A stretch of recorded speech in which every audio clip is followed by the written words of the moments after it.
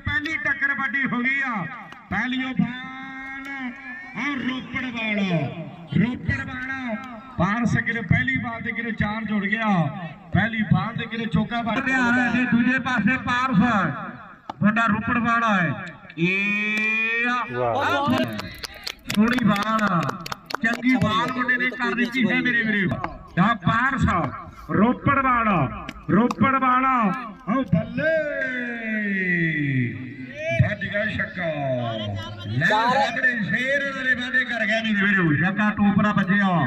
खेल मैदान दे अंदर चौका जी जय श्री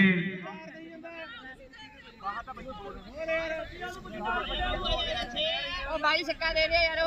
अंदर है चौका है हाँ चार है नाल सामने प्रवीण मुंडा अल्फरो वाला ये पारस बल्ले आओ बड्डी विकट